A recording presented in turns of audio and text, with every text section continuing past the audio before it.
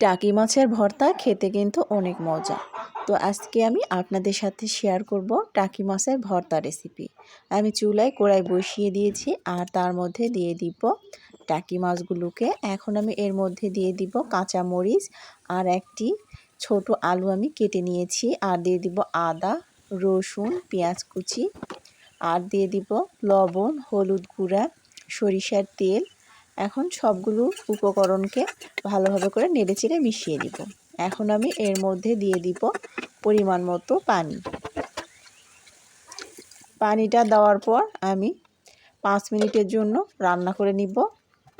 তো 5 মিনিট হয়ে গিয়েছে, দেখতেই পাচ্ছেন টাকি মাছগুলো সিদ্ধ প্রায় হয়ে গিয়েছে।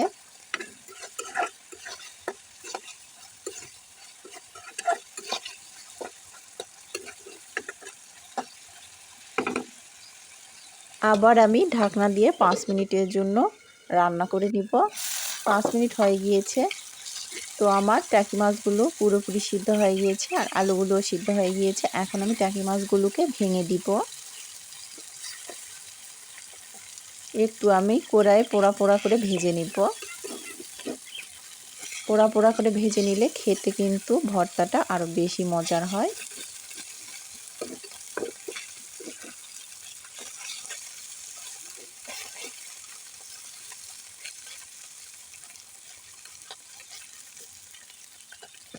এখন আমি এর মধ্যে দিয়ে দিব 2টি শুকনা মরিচ। শুকনা মরিচটাকেও আমি ভালোভাবে করে ভেজে নিব।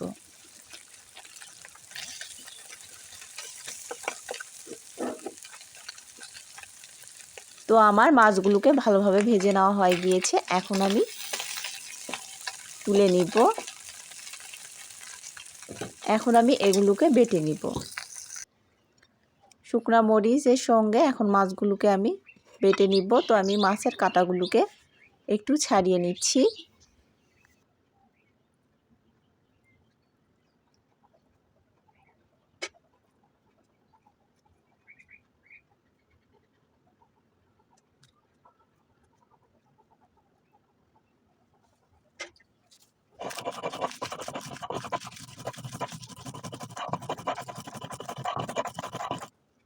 এখন আমি এগুলোকে খুব ভালোভাবে করে বেটে নিব।